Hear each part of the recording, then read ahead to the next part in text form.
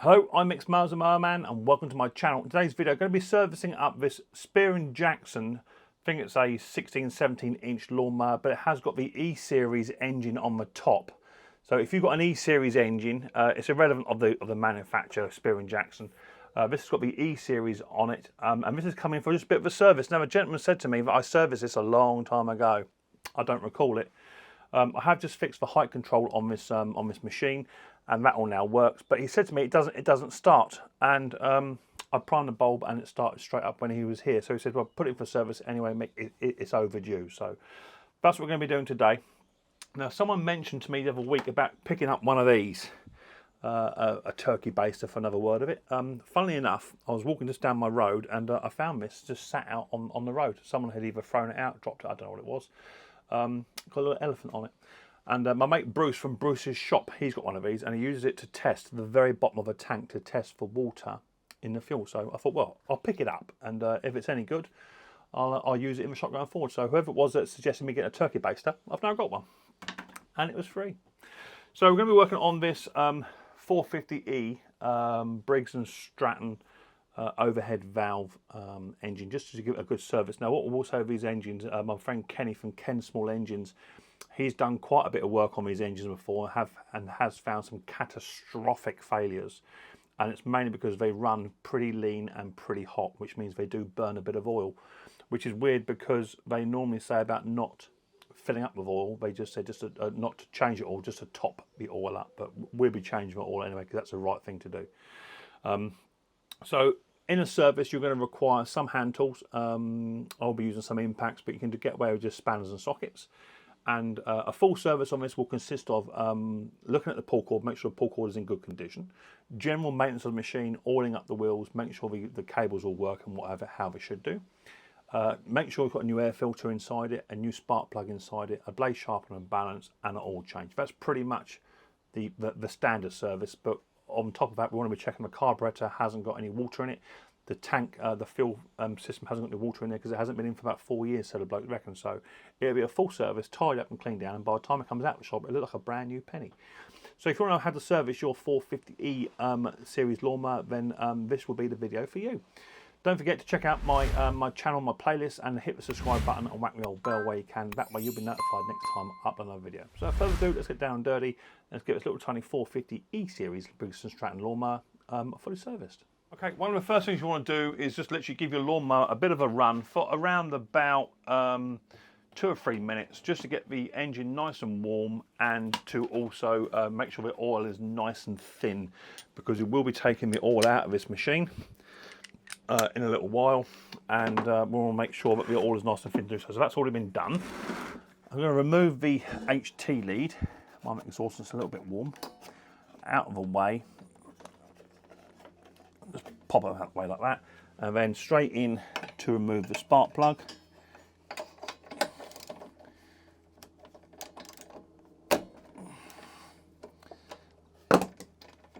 Let's see what goodies we have in here. Now, he said I worked on a machine about 4 years ago, but I don't recall it. No idea. It also said he had hit something as well, which is the main reason why he first wanted to bring it into me. So this has got a Champion plug in it, and it is a QC12YC, and we're going to be replacing that with a Briggs and Stratton plug. These are the overhead valve ones, and these are the 992304s. I'll put that in. I might put my head in the way just so I can see the hole. Now, just be careful when you're doing these spark plugs up, especially if the engine is warm, because you don't want to be cross-threading the spark plug as it goes in, which is one of the problems you will have if the engine is hot. So I'm going to put that spark plug in. We're just going to nip it up so that it's well seated. Once it's well seated, just going to get our ratchet and just seat that down. You don't have to over tighten it. These have a very, very small compression washer on these, okay? Just nick it down nice and snug. And this is a 10mm spark plug spanner. I'm going to be leaving the the HT lead off for purpose of the video and purpose of the service. Okay. Right, next one I'll do is expose the air filter. Really, really yucky air filter there. That's no good for anything. And I've got a box here full of tricks somewhere. Let me just locate my spare air filters. Here's a brand spanking new air filter. Sit that in. Beautiful. Now I'm going to give it a little bit of a clean, just so I don't need to be introducing any more dirt inside this air filter system. And with the new air filter now in place, we can now just shut the door up on that. Sink it down. That's the new air filter done. Just want to do a quick little dip test on the fuel system itself. Cool, it's on there. And this is what my mate Bruce does. He gets a little turkey baster all the way down to the bottom of the tank, which is where the water will sit. And then he takes a sample and he sprays that into there. I have a little look inside. I'm not seeing any water at all. So one more test, right down the bottom, right where the filter is.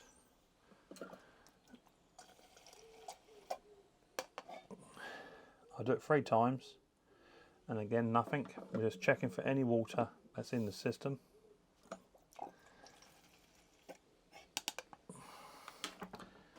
Zero water inside the system. That's brilliant. That's good news. Next we want to do is we want to investigate the pull cord system on this machine. Now it has come with a standard pull cord that was already on it from when it was purchased brand new. Don't know that fuel cap. Doesn't seem to want to sit down. There it goes. So a couple of sockets for this. Look to be about an 8mm, something like that, but probably different size, whether it's being imperial or metric. That'll do, mate. I'm going to be using an impact, but you guys and girls don't have to. You can use your sockets if you so wish.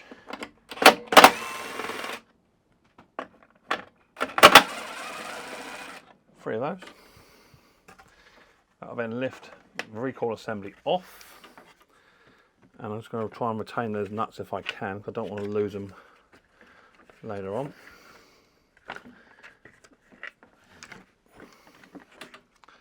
Right, back there somewhere. Move those out of the way. I'm just going to disconnect the 10mm, the pull cord off the top of the lawnmower. Off it comes. I'm going to push the lawnmower back so we can inspect this recoil system. Okay, recoil system. It looks to be brand firing new from the day it was first purchased, and why it's important to take it off is you want to pull the pull cord all the way out, and you want to be able to check the end of the cord right where it joins here, where it rubs mainly. But it seems absolutely fantastic there, and we're going to be checking the pull cord for condition all the way down, and it looks to be in good condition there. So I'm not going to change the pull cord on it. It just doesn't need it. A little bit of 3-in-1 oil, just dripped in on the pores. Maybe a little bit just in the centre there, just to make sure these dogs retract fully as they should do.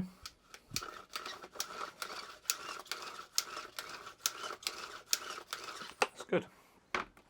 I'm now just going to check the condition of the flywheel, because he said to me that it was mucking about and it wouldn't start. Now he said he hit something, but on further inspection he said he hit the front of this, like the Spear and Jackson logo. This had come off apparently, and that's what he actually hit. So that wouldn't be enough to jar the timing out. But we can look at that very simply just by removing the flywheel nut off the top of the flywheel there, and just check the timing, make sure that's all in time. Right, so don't forget the HT is now pulled off the machine. I'm just going to put my impact on, and I want to remove the flywheel off the top. Quite simply done.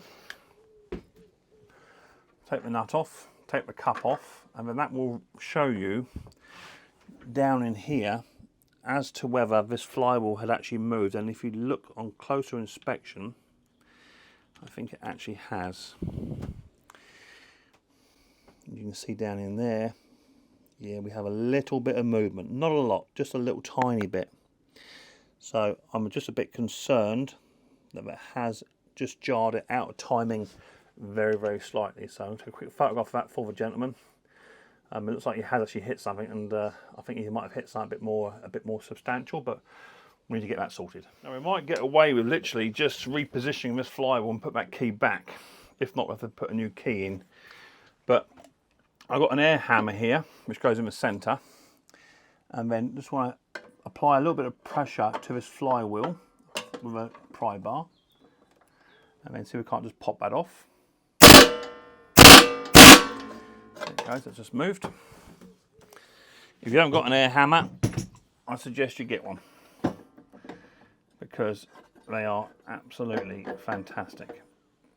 Out comes the flywheel, and we're going to inspect the key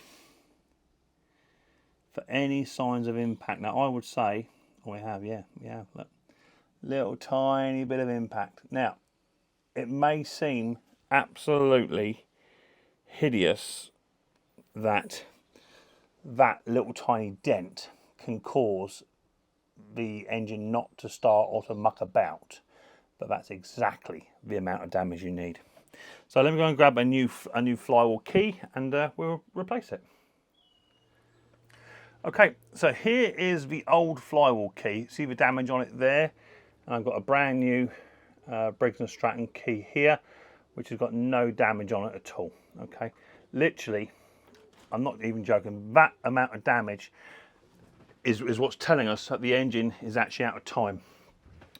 All you have to do for this to be effective, tie back your brake handle on your machine so you can turn the flywheel, and then just literally you can get a little tiny smidging of copper grease, and I mean just a smidge, and that would be just enough just to hold your key in place. Just put that just on the key itself, and then that will then sit handsomely in the shaft where you want it to sit,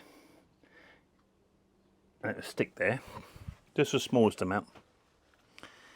And then you can grab your flywheel, inspect your flywheel for any sort of fractures or any damage, which it isn't, and then we can then sit the flywheel back down on top of the key.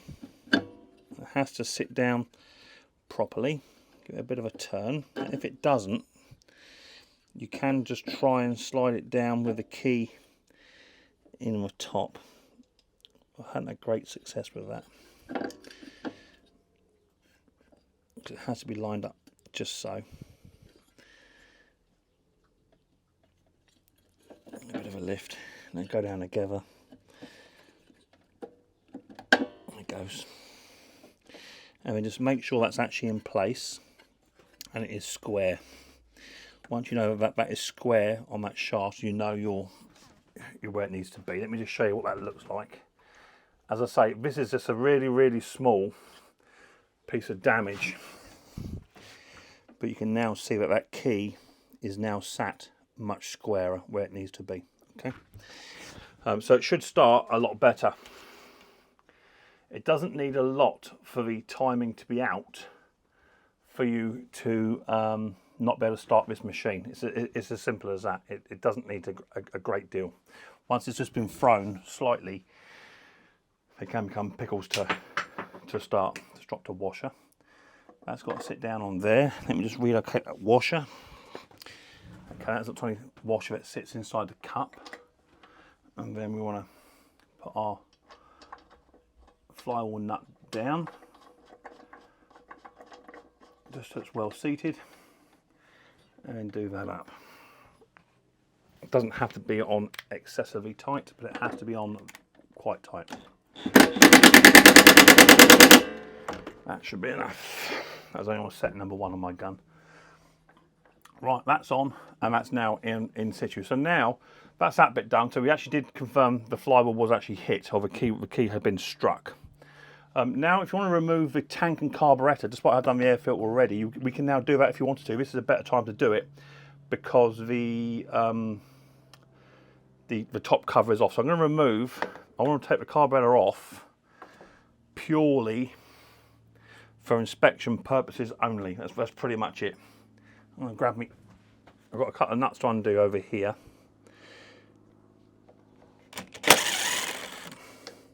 I'm going to put them inside the air filter box so I don't lose them. I just want to make sure that we haven't got any water inside inside the carburetor bowl. So 8mm and a 7mm to undo. 2 are plastic, into plastic, and 2 are into metal. They come off, and then we can then just remove the air box and remove the crankcase breather pipe, put that down to one side, and that then has released the carburetor for all its glory. I'm going to pinch off the fuel hose, and I'm also then going to remove a carburetor and fuel tank from this lawnmower. So with a slightly different view for you, I'm going to pinch the fuel line off, and I get a pair of short stubby nose pliers. I'm going to remove the fuel clamp off of the carburetor side. Cool, if it give it to me. Like so. I want to try and remove the fuel hose and carb in one go if I can, but if you can't do that, the best thing to do is just to give us a little tiny twist, just so we break the seal. Okay, and then we can start to lift up the fuel tank ever so slightly. It will come off. There's just not a lot of give in the fuel lines, but they will come off like so. And then we can then remove the fuel line and assembly of tank in one go, and you can remove the whole lot in one go just like that. That's the best way to do these little E Series. We can then retract the carburetor, just pull it slightly out of its housing, and then it's a lift the governor arm up and tilt away, and there's a little tiny O-ring just here and a little tiny white clip just here, and that needs to be retained inside the carburetor throat, just like so. Push that in and well seat it. We then push the lawnmower back out of the way, and a quick little look inside this carburetor. Okay, carburetor time, put your gloves on. I've been pestered about me not wearing gloves, so people want me to wear gloves now, so I'm wearing gloves. 7mm, that wasn't on very tight. Just going to remove the 2 bowl nuts, they're 7mm, put in a tiny magnet tray supplied, and then I want a flat-headed driver would be best, Mick, rather than a... I've got a flat-headed driver, and all we're going to do is just going to make a quick little mental note of where this is sitting. So you have this square section under the carb. The square section is nearest the front and in line with the front. Okay. All we're going to do now is just reach inside here and just try and separate this bowl system up from here. Now it's not the easiest, but you just got to get in there and just try and prise that down. And we then release the bottom of the carb, and look, it looks absolutely beautiful. There's nothing wrong with that at all. Now this does actually run, this lawnmower. I've had it running, so there's nothing in there to worry about. Do you know what? I'm going to do the absolute minimal clean here, because there's nothing in there at all that is showing any signs of concern for me.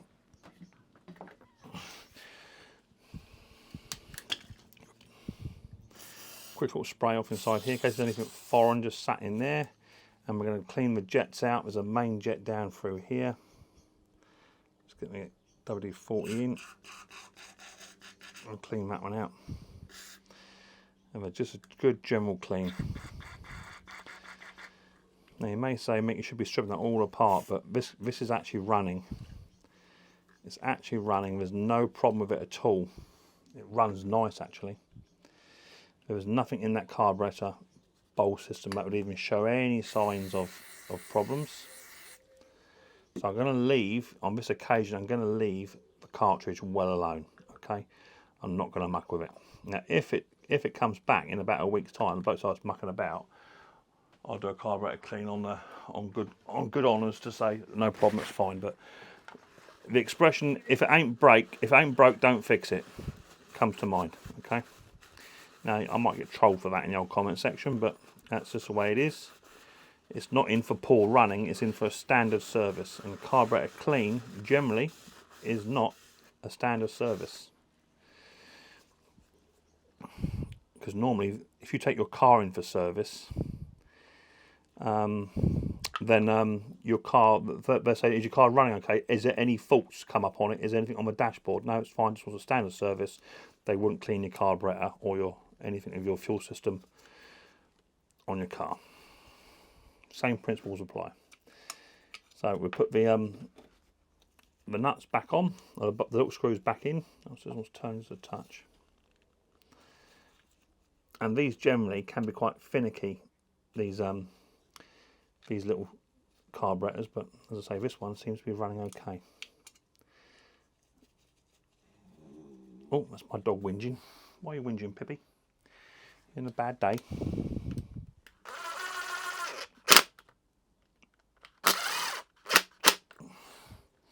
That's good. Right, quick inspection of carburetor done, and it's passed this inspection. It's absolutely A1. Right, so now we're in a situation where we can now start to refit the carburetor on. Same as it come off, tip it onto its side, onto the governor arm, and then back into its little tiny home. Just sits in there, and then push all the way down, all the way onto the engine. That's lovely. We're going to grab the fuel tank, which we've already tested for fuel leaks and what have you, and for water, and there's nothing in there that causes any concern. Just slide that back onto the top of the engine. Two little tiny rubber bungs just need to be lined up just so we can do that. There's one. There's two. That's good. Grab my little set of pliers and just going to hook the fuel system hose pipe back on. So I'll move that clip out of the way a bit more, Mick. And you just literally got to bend it down onto the carb. Well, seat it, and then bring that clip back over and on. We can then remove the fuel clamp system. We're happy with that.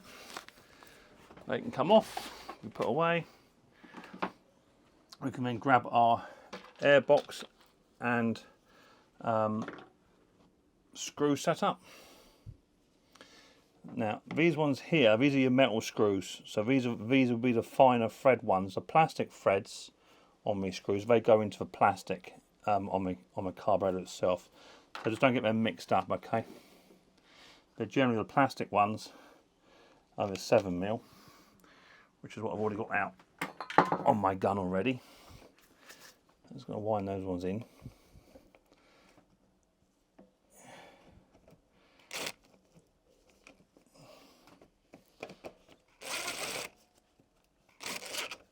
One plastic one there.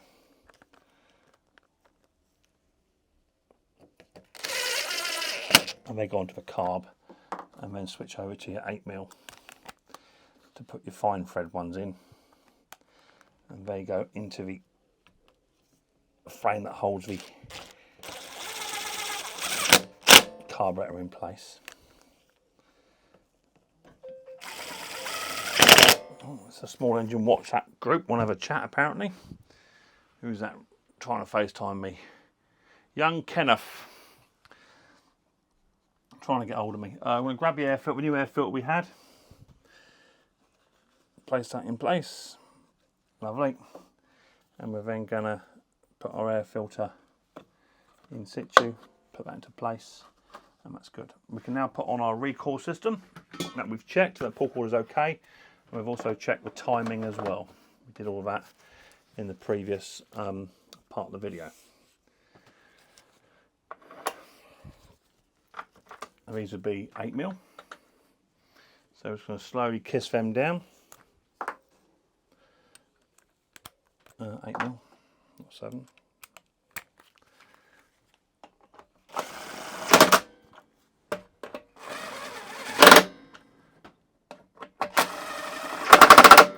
Okay, next thing to do will be to do an oil change. Let me get set up and ready. Okay, so oil change time. not a big deal. I've got a load of these Chinese takeaway tubs. That's what I use. Absolutely brilliant. They hold about 450 to 500 mil, which is just enough for your lawnmowers. These hold about 450 to 500 mil. But it all looks really, really good. It looks really, really good. To a point where you might even consider not changing it. And all you've got to do is position your lawnmower, get it ready without twatting your camera, which I probably still will do. Bring it up, let it run down. Yeah, it's not as good as what it first looked like, I must admit. Tip the lawnmower all the way over, and then just let that drain. Now you can use extraction pumps. I have all sorts of different devices, but if you don't have them at home, this is the best thing to do. So make sure you have a Chinese. Chicken chow mein is probably the best one because they do a big chow mein, which means you get a big pot. Let your oil drain out all the way. Obviously, if you are like me and you like rice with your Chinese, then you get a second tub alongside. That should all fit into there. And let that drain out for around about 4 to 5 minutes. Go and have a cup of tea and come back, and then we'll fill it back up. Right, time to change the blade. This has got a 17mm socket on this one, on the nut. So, little tap with my soft blow hammer. And I'm just going to undo that. Bit more juice, Mick, I think. Off that comes. Just going to dip my my blade bolt that's just come off. Just going to dip that into a little bit of copper slip just before I put it back in, just to run the threads on, because it hasn't got any, and that'll just help for later. So put that to one side for now, and there's your blade. I'm going to remove any stuff that's underneath. I'm also going to remove, if I can, the boss, because I'm going to put a little tiny bit of copper slip on there as well, because just in case this ever has to come in for further works, a little bit of copper slip will go a long way with regards to if ever you have to get this off later on in a year down the line. That goes back on. I'm just going to sharpen this blade up. I use just a standard DeWalt cordless grinder. That's all I use.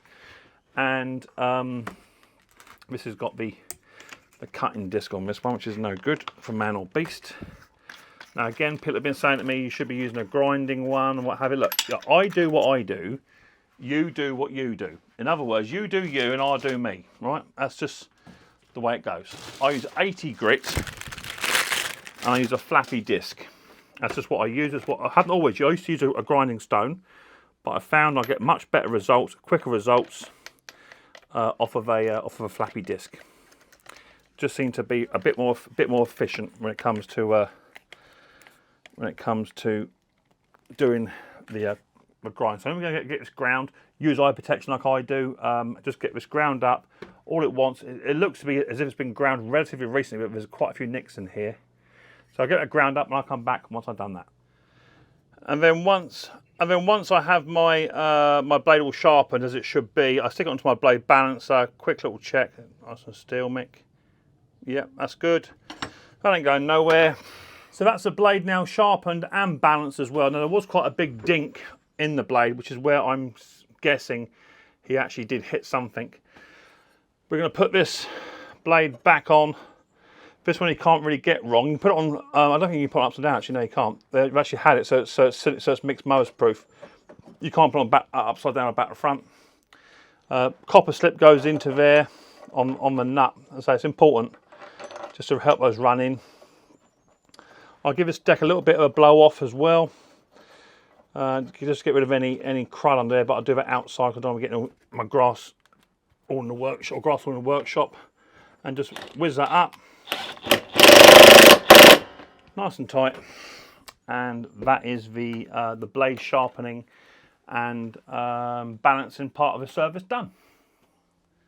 Right, with your lawnmower now completely empty, in fact, there's about 500mm come out of there because these tubs, this is a smaller one, but the bigger ones hold about 500mm. All we're now going to do is get our fresh oil, put that into the old container, into the old oil tank, and all we're going to do is just fill this up now with 500 ml of SAE 30 oil. Now, some people have been saying to me, you shouldn't be using that. You should be using like 30 weight oil, but it says SAE 30 on the jar. That's what it says. That's what it says to use. So that's what I'm going to use. We'll let that drain down just for a minute. Now, these are an overhead valve engine, but despite that, we're still going to screw these all the way down. The Honda style engines are the ones you just dip and test, but these you have to run all the way down. That's about saying halfway, just under half. It goes back in. You won't want a lot more to bring it right up to level. Just pour the rest of that one in.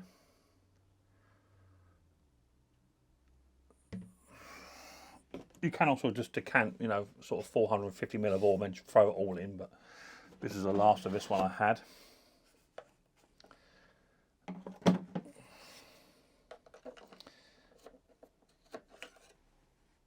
That's absolutely bang on the mark. Absolutely where it needs to be.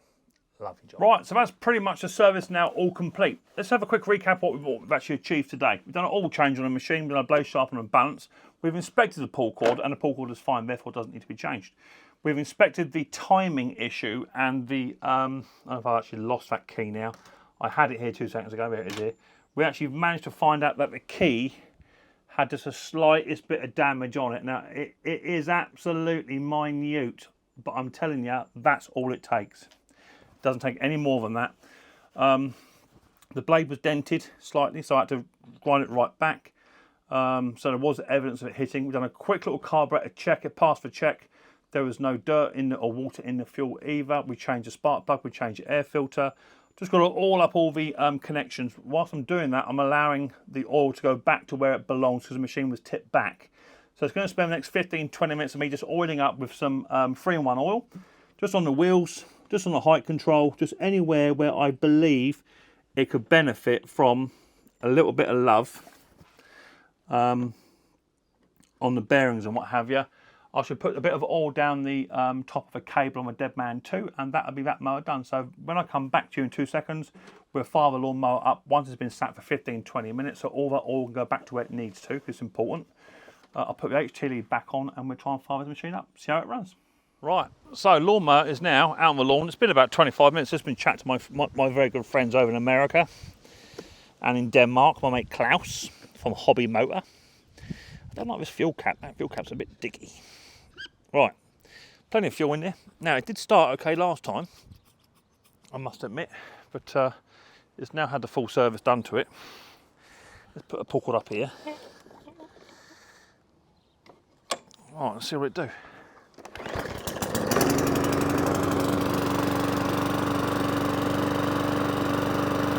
Nice. First pull. No hunting, no surging. Wasn't it anyway, to be fair. But now the machine has had a full service. Oil, spark plug, air filter, blade sharpener, balance, keyway put back to where it should be, a new key. Yeah, all looks good, man. Height control now works as well, which it didn't do beforehand. That was broken. What's not to love about that? Quick little service on an E Series engine. You can probably do all of that yourself at home. It took me around about 20 minutes, half an hour to include the video.